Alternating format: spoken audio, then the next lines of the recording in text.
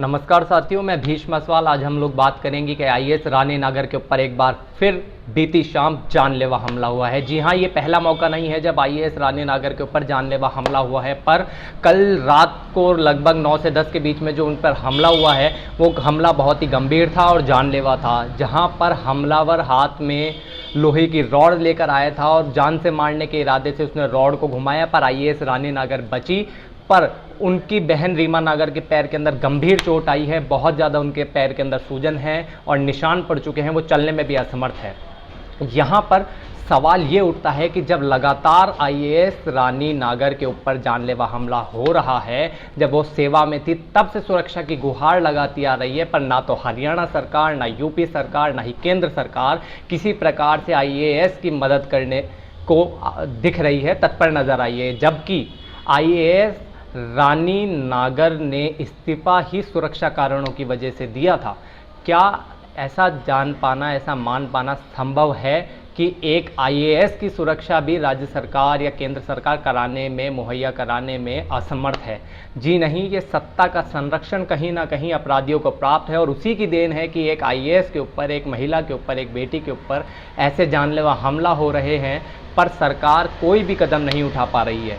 यहाँ पर जानने वाली बात एक और रोचक ये है कि जब उन्होंने इस्तीफा दिया और वो अपने घर पहुंची, पैतृक घर पर पहुंची, उसके बाद 12 मई को भी उनके ऊपर जानलेवा हमला करने की कोशिश की गई थी। डराने धमकाने के लिए लोग उनके घर पर आए थे।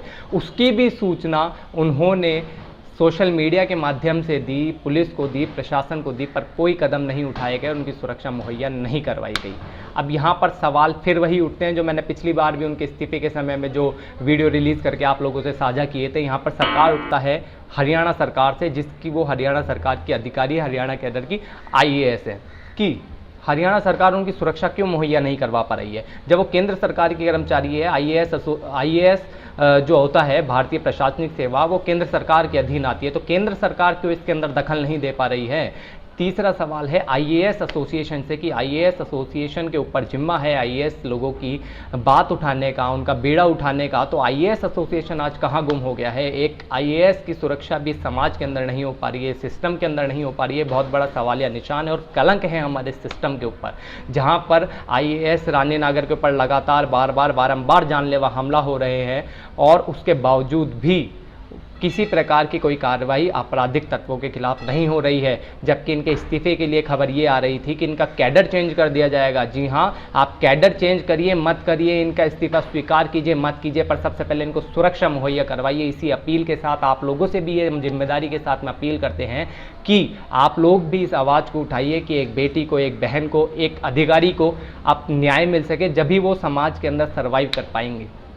आप सभी से ये अपील दोबारा से हम लोग करते हैं कि इस बात को गंभीरता से लीजिए कि अगर एक आईएएस की जान की सुरक्षा ये सरकार नहीं कर पा रही है, ये सिस्टम नहीं कर पा रहा है, तो आपकी और एक आम आदमी की सुरक्षा शायद बहुत दूर की कौड़ी नज़र आती है।